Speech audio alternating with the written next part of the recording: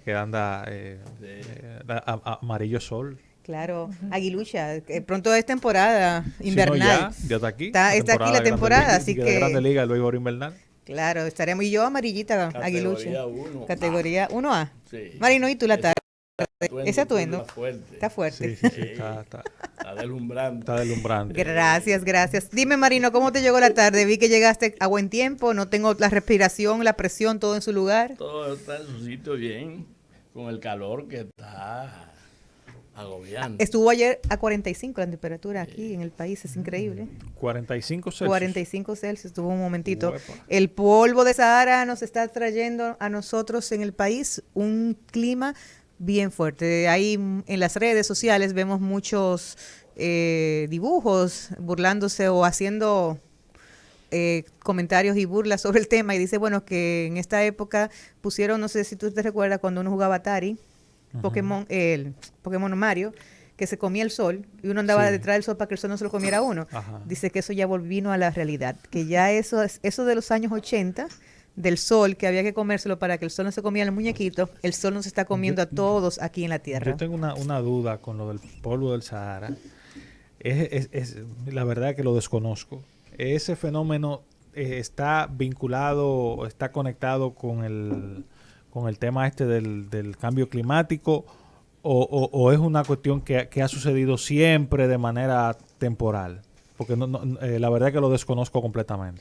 Bueno, No, pero todos esos fenómenos están vinculados al tema del cambio climático. Sí. Sí, pues acuérdate que el mundo ha evolucionado y ha cambiado y se ha trastornado conforme el cambio climático se ha producido, entonces se ha alterado todo.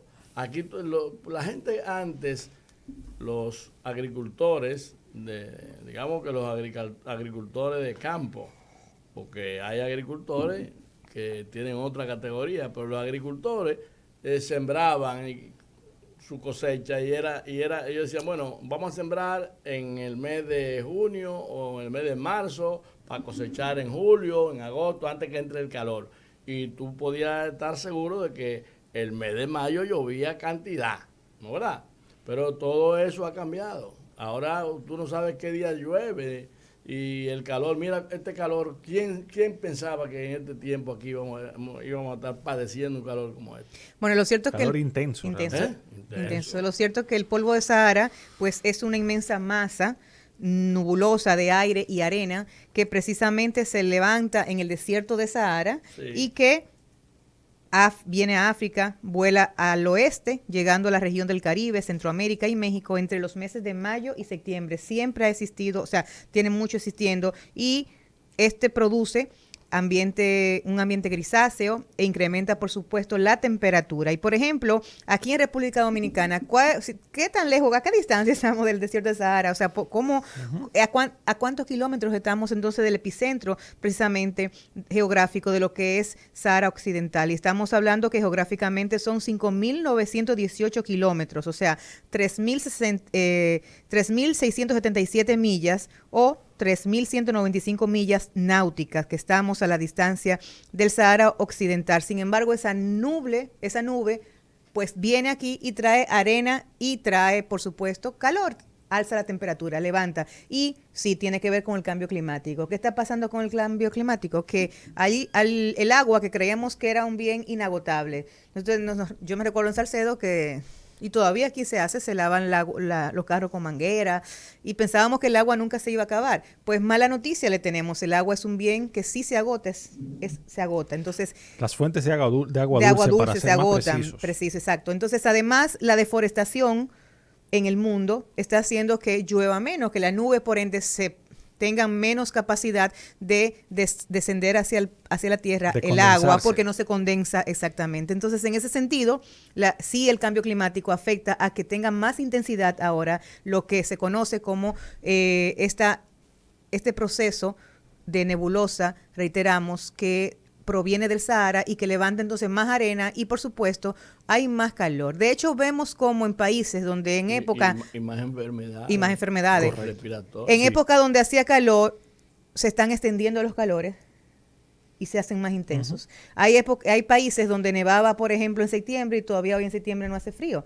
Igualmente pasa que se terminaba el invierno quizás en marzo y vemos como hay países que todavía hoy en mayo, en esta época en mayo, está haciendo frío que anteriormente no hacía frío. O sea, se están cambiando todo el tema debido al cambio climático que sigue existiendo y que es una realidad no solamente en República Dominicana, sino en el mundo. Señores, y aquí en el país han pasado situaciones interesantes en estos días. Por ejemplo, se aplazó el tema de las diferentes gestiones, procesos judiciales que hay en diferentes instancias gubernamentales con el tema de la corrupción. Ahí vimos el caso de Jean Alay, que es el caso Coral, que están pidiendo pues una apelación y vimos cómo, si bien es cierto, el magistrado que está conociendo el caso flexibilizó algunas cosas como que se visitaran en la cárcel los abogados a Jean Alay X día de la semana y que llevaran computadora. No menos cierto es que lo que era el fondo de esa audiencia, que era la apelación, no se conoció y se postergó. A mí me llama... Perdón. Lo que pasa es que nosotros en estos, digamos, después del nuevo Código Procesal Penal, hemos hecho una cultura en el ámbito, digamos, judicial, de extremarnos en la medida de coerción. La última medida de coerción es la privativa de la libertad. Es decir, eso es lo último, la última instancia. Entonces, bueno, cuando se dan las condiciones que ponen, se manifiesta el peligro de fuga y bueno, otras razones.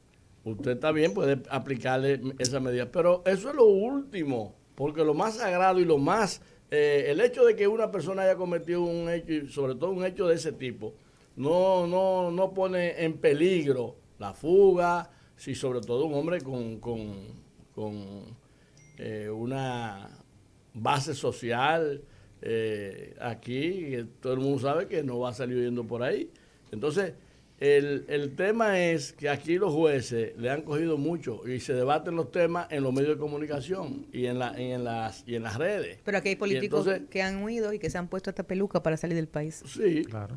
Pero ese no es el caso de la mayoría. No, entonces esos son excepciones.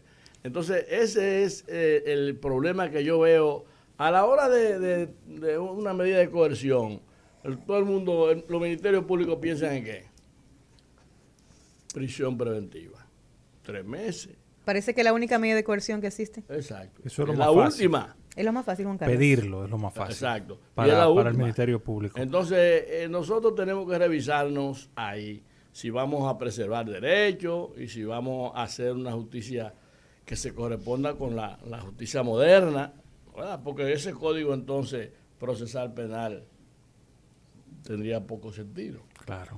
Bueno. Pero a mí me llama la atención dos elementos. El primero tiene que ver con que un imputado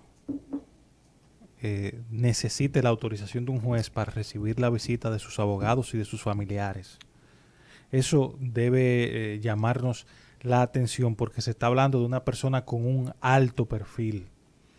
Entonces, lo que me dice a mí es que con otro tipo de personas que no tienen ese perfil, que quizás no pueden acudir a un medio a quejarse sobre una situación como esa, podría estar pasando lo mismo. Quizás no, Juan Carlos. Quizás precisamente el caso de su perfil alto es que hacen que tomen esas medidas que son de entrada frente a ese caso cuestionable, ¿verdad? Son draconianas. Realmente. Esa es la primera cosa que me llama la atención. La segunda, en la misma línea del comentario de don Marino, es la desnaturalización de las medidas de coerción. Sí. Porque la medida de coerción única y exclusivamente lo que tiene que ver es si la persona a la que se está imputando tiene el suficiente arraigo como para seguir su proceso en libertad. Entonces, y aquí conecto con... El arraigo es la garantía. Exactamente. Entonces, ¿qué es lo que ha pasado con todos estos casos? Que se han convertido las medidas de coerción en una suerte de espectáculos públicos, que todo el mundo habla de lo que sucede en esas grandes audiencias televisadas. Y aquí viene la otra cosita que me llama la atención. ¿Por qué el Ministerio Público, que tan diligente ha sido para gestionar que las sesiones de coerción de los otros casos sean televisadas, en esta se opone de manera cerril a que se televisen? Porque se pospuso precisamente, primero para que el imputado pueda con sus abogados definir y ver el expediente, y lo segundo es que a partir del 7 de septiembre se van a televisar esas audiencias. En la primera medida de coerción que se tomó, no se permitió que se televisaran. El Ministerio Público se opuso. Me llama la atención porque en este caso el Ministerio Público se está oponiendo a que, igual que pasó con el caso del señor Alexis Medina, como igual pasó con el caso del señor Adán Cáceres, se televisara. Aquí ha habido una estrategia distinta del parte del Ministerio Público que no ha explicado con suficiencia. Pero el magistrado en esta oportunidad que conoce la causa, pues autorizó. No, a lo que me refiero es que me llama la atención que el Ministerio Público se siga oponiendo a eso, en el sentido de que lo está criticando de manera pública que se haya autorizado que se televise. Mira, yo hace mucho que tengo cuestionamiento con el tema del Ministerio Público. Yo creo que sería interesante que un análisis en un programa nuestro aquí del rol que está jugando el Ministerio Público. Porque, por ejemplo, para mí, el Ministerio Público habla por expediente y en los tribunales. Para mí el Ministerio Público no tiene que estar opinando ni en Twitter, ni en Instagram, ni en Facebook. Y aquí los ministerios públicos, que deben ser personas cuyo comentario debe de ser sucinto y sobre todo debe ser en el escenario del tribunal, están usando las redes sociales como si ellos fueran políticos o fueran influencers en el país. Entonces yo creo que si hay algo que el Ministerio Público debe de tomar en cuenta es que su equipo de fiscales, procuradores adjuntos y procuradores no pueden estar hablando como si ellos fueran parte del gobierno central o sean ministros. O sea, usted es parte de un proceso de justicia y usted lo que tiene como responsabilidad es instrumentar un expediente, buscar la prueba para ir a acusar. ¿Y dónde que se acusa? Es en la audiencia, en el tribunal, no en las redes sociales, no en los medios de comunicación. Inclusive, un ministerio público debe hablar tan poco como habla un juez. No. El juez habla por sentencia y el Ministerio Público habla en el caso acusando bajo las pruebas que él instrumenta, pero bajo la prueba que instrumenta. Entonces no tiene que utilizar las redes sociales para nada. Y aquí eso se está desvirtualizando. Que en el nuevo ordenamiento procesal penal dominicano, ya el Ministerio Público no tiene un rol meramente acusatorio, que es simplemente de investigación. De investigación. Sí, pero tú sabes que todavía queda algo del pasado. Pero hay algo más que decir sobre ese tema del Ministerio Público. El Ministerio Público se rige por un principio de indivisibilidad. Correcto. Pero ¿qué pasa? Que aquí cuando tú quieres, ahora hay Ministerio Público, ¿no? ¿Verdad? Que viene se toman unas decisiones sobre un caso, sobre un encartado en el proceso y toman la decisión, pero viene otro por razones X. Y la varía la decisión. Y la varía. Un acuerdo, por ejemplo, un juicio penal abreviado. Entonces viene otro y dice, no, pero eso está muy benigno, eso vamos a revisarlo. Usted no tiene que revisar nada, porque a usted le aplica el principio de indivisibilidad del Ministerio Público, que es único, y usted no lo puede dividir por las funciones y por los funcionarios. Yo desempeño ahora, yo soy el nuevo ahora. No, hay que regirse por la norma. Y yo pienso que en eso también aquí hay que darle seguimiento al Ministerio Público. Bueno, por otro caso también que está conociéndose en la justicia es el caso de Odebrecht, que ya tiene un tiempo conociéndose. Sí, no, ya está en su etapa final. En la fase final. Al menos en primera instancia. Sí, en primera instancia. Y precisamente uno de los encartados, que es el ex senador y expresidente del PRM, Andrés Bautista, pues dio declaraciones al salir precisamente de la audiencia a los medios de comunicación, diciendo que pues se le había falsificado, que era construido el expediente en cuanto a lo que tiene que ver con su patrimonio, y que era falso los patrimonios que se le adjudicaron en esa investigación, ese expediente que hizo la Procuraduría por supuesto, bajo la administración del pasado Procurador General de la República. Sí. Ahora, yo conozco al senador Andrés Bautista, digo, al ex senador. Siempre será un senador para nosotros. Sí. Sí. Pero la trayectoria de vida del senador Andrés Bautista es una trayectoria que no deja espacio para los cuestionamientos así como esos que se han estado presentando. Y yo lo digo porque creo que lo conocí en el Senado, cuando lo traté de cerca cuando fui director de comunicación del Senado de la República. Me tocó trabajar con él, con Ramón Albuquerque y también con Chubaque.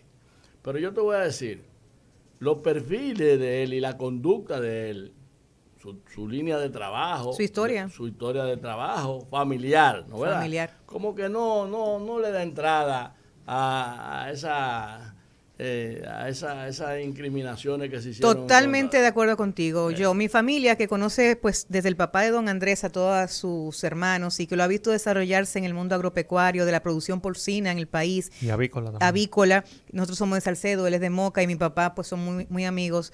Pues hemos visto cómo don Andrés y su familia pues han hecho con esfuerzo un patrimonio que lo han multiplicado en el tiempo en base a trabajo. Y es uno también de los políticos que ha tenido mayor logros en el país, pues fue varias veces senador y presidente del Senado.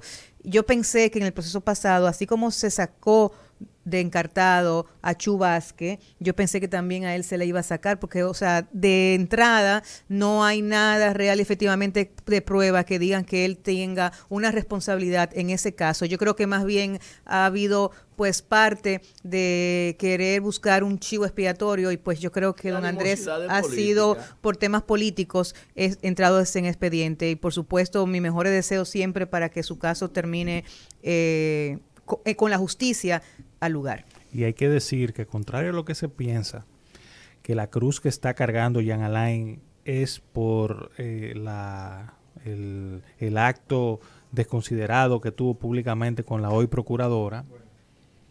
Hay que decir que creo que obedece más bien a que ese expediente que tenía un interés geopolítico de Estados Unidos, en el caso de Brecht, se armó, se construyó no sobre bases rigurosas, sino sobre otro tipo de criterios que terminaron revirtiéndose y en este caso el procurador de entonces, Jean Alain Rodríguez, ha terminado cargando con la responsabilidad de ir en contra del designio de Estados Unidos que en el caso de Brecht en toda América Latina tenía la intención de desarticular y de lograr condenas, que se produjesen condenas y de lograr penales. Condenas y ese expediente de Odebrecht está visto en buen derecho y de manera técnica y está obligado a salir liberado casi todo el mundo, porque ese es un expediente que no se sostiene en sí mismo desde el punto de vista técnico. Creo no estoy hablando en el fondo de que si hubo, de que no hubo. Yo lo que estoy es... Sí, pero no cómo probarlo, no hay probatoria. Exactamente. El edificio sobre el cual se construyó